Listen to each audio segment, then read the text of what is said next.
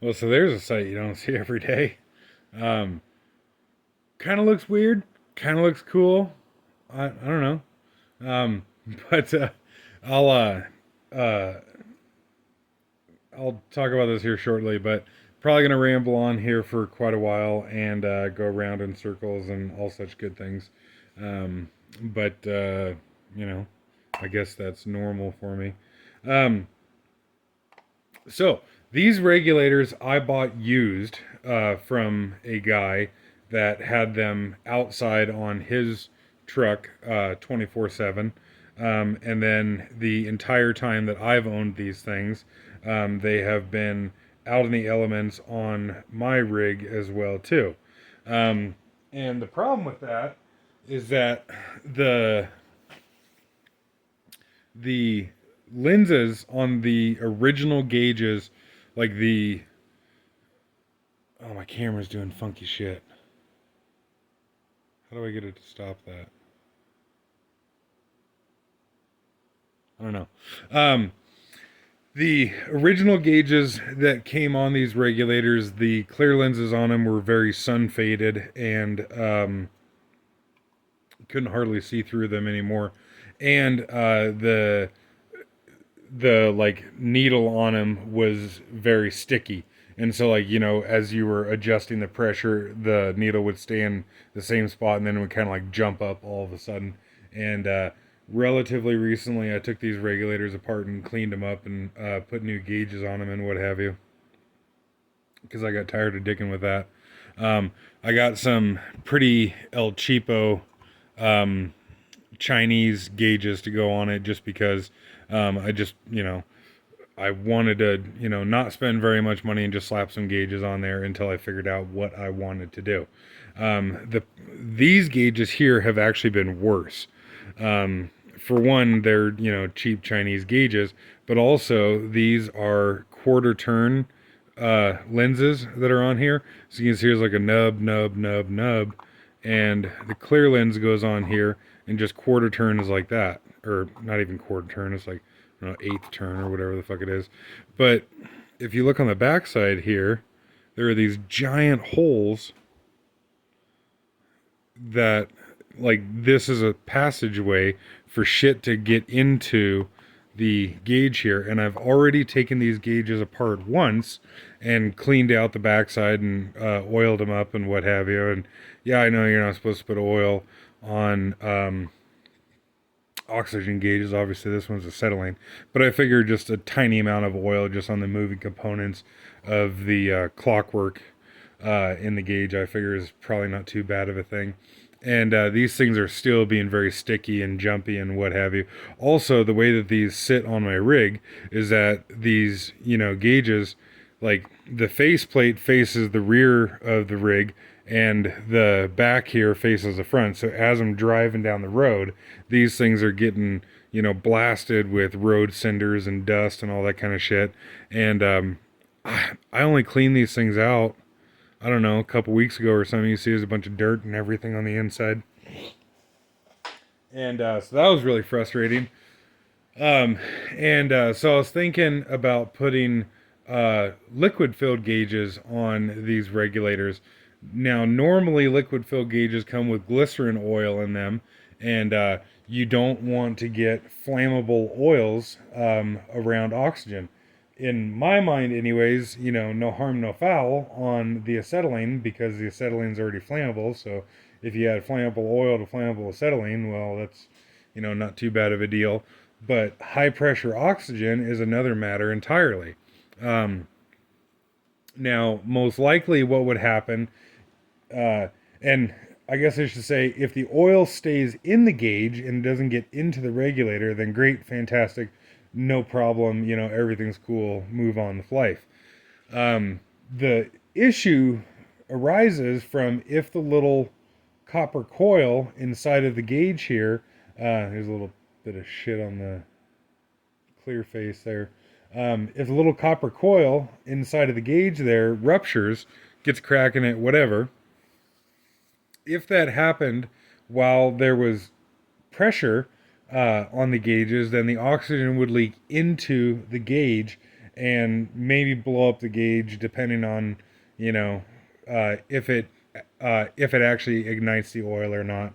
Um, and that would kind of suck to blow up a gauge, and if you're standing right next to it, that'd probably not be a good day. But at the same time, it probably wouldn't be too bad either. The real issue is if the oil from the gauge, because of a cracked copper tube in there, leaks down into the regulator. If the oil gets into the regulator and you were to slam open the valve on the oxygen cylinder there, just the heat of the compression of the gas, like, you think with a brand new cylinder, you got 2000 psi in there. If you slam open the valve on the oxygen tank, that gas is going to rush into the regulator. And if you want to think of it as like water hammering or fluid hammering, whatever you want to call it at that point, for a brief moment, it might be 5,000 psi or something like that. And the temperature will skyrocket because of it. And high pressure, especially high temperature oxygen, likes to react with essentially everything. And so if you had oil inside of that regulator when you had this fluid hammer of the oxygen into the regulator, potentially can blow up the regulator and, send chunks of the regulator flying around, which probably wouldn't be a good thing. So the reason that I wanted to put liquid filled gauges on there is that liquid filled gauges are sealed, you know, hence because of the fact that they have an actual liquid inside of them. So the cool thing about that is that not only does it keep the liquid inside of the gauge, but it also prevents any dirt or contamination from the outside getting into the gauge. But like I just explained, the oil that normally comes in them is flammable. I called my local welding supply, and they said, no, absolutely do not put oil-filled gauges on the oxygen. That is a terrible idea, and I would generally agree if we're talking about glycerin oil. Um, Glycerin oil is the most common. There's also silicon oil out there as well too for like colder temperature gauges. Near as I can tell, that's less flammable than glycerin oil. But I still don't know how that would react, again with high pressure oxygen, because uh, oxygen will react with things more violently the higher the pressure and or the higher the temperature. Um, so really, actually, a perfect example is like steel. Steel is not normally a flammable thing, but if you get it really hot and you introduce 100% oxygen to it, well, then that's exactly what these things are for, is turning steel into liquid. But I asked the local welding supply if they were aware of any kind of liquid filled gauges that were safe for oxygen, and they said that they did not know of anything. I then have since kind of dived deep down the rabbit hole on the internet and found a company called Halocarbon. And if you just like type into Google halocarbon oxygen safe oil, their company comes right up, and they rate this halocarbon oil to be totally inert. Apparently, it just doesn't react with shit, and they rate it to be safe with oxygen at 2,000 psi at 400 degrees Celsius, like both 2,000 psi and 400 degrees Celsius at the same time. And that is really crazy that they're able to make an oil that is that unreactive. And come to find out, you can buy gauges that have this halocarbon oil already in them. And I was like, oh, great, fantastic. And then I started looking around on the internet, seeing if I could buy either liquid filled gauges that already came with the halocarbon filled, or if I could buy the oil separately and just swap out the oil that comes in the gauges. Well, come to find out, that oil, not, I guess unsurprisingly, is extremely expensive. Near as I can tell, if you were to buy a gallon of it, it's about $1,600, something like that, for 1 gallon of this oil. And okay, cool. These gauges won't take very much, but I mean, still, what would that be? $100 in oil or something. Um, and so I didn't really want to do that. And then all four of these gauges here are wika, or WIKA. I'm assuming it's supposed to be pronounced wika. I was reading on their website, and they were saying that for extremely low temperature applications, that what they will sometimes fill the gauges with is a mixture of water and propylene glycol. I was like, well, okay, cool. That's engine antifreeze, essentially, is what that is. And then I kind of started thinking about if I could uh, find a clear propylene glycol mixture, because I didn't want to have colored uh, fluid inside of the gauges. And then, as you can tell here, I went another route and said, fuck it, and put colored antifreeze in the gauges. And so far, so good. I guess we'll see how this goes. For the red one, I used Dello ELC coolant. We use this for just about everything. It's essentially this and the Shell ELC coolant is essentially all that we use. And I got the premix coolant. On one hand, yes, you're paying for water, but on the other hand, you are paying for very clean and very pure water. I personally find it kind of funny that a lot of people will, look at a bottle of 50/50 coolant like, oh, I'm not paying for water, I'll buy the concentrate and then I'll use my own water. And then, they live somewhere that, they're on like a well, and they got tons of iron and, sulfur and black sand and all kinds of shit in their well, and dump that in the engine and then wonder why the inside of the engine looks like it was, so heavily rusted. It looks like it might have been down with the Titanic or something. But so that's why I like the 50/50. And then the green coolant is this here. I just, honestly, I picked it because of the color. I shone my light in the clear sight glass on here, and it looked pretty good in the jug, but you can see that the color is a little bit lighter than what I have for the red on the acetylene there.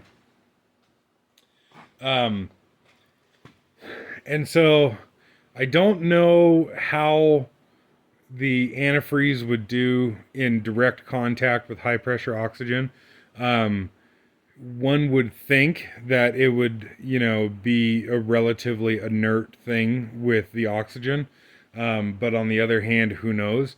Because that's the 50/50 coolant with the very clean water that's in there. And obviously antifreeze, naturally has a bunch of like anti-corrosive additives to it. I don't think it'll do anything to the inside of the gauges. Like, I don't think it'll be harmful in any way to the gauges, but I guess we'll see.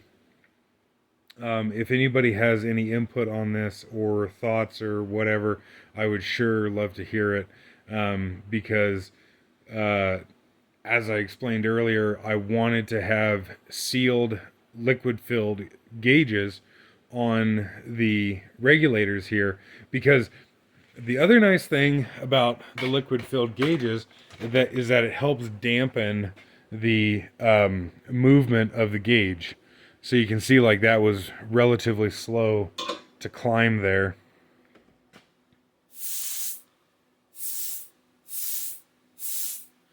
And it just, it doesn't, because there's a thicker fluid in there, in the gauge than air, it dampens the movement of the needle, which I like that. And the coolant should help to like lubricate the moving parts in the gauge, because, being that it's engine antifreeze, it of course has to lubricate like the seals and the water pump and what have you. So if it can lubricate the seals and the water pump, one would think that it would do just fine lubricating the moving parts in the gauges here, but you know, works just fine and what have you. Not that that's, I guess, any surprise. But yeah, I did this just, I don't know, an hour ago or something like that. So I obviously don't know how this will hold up over time.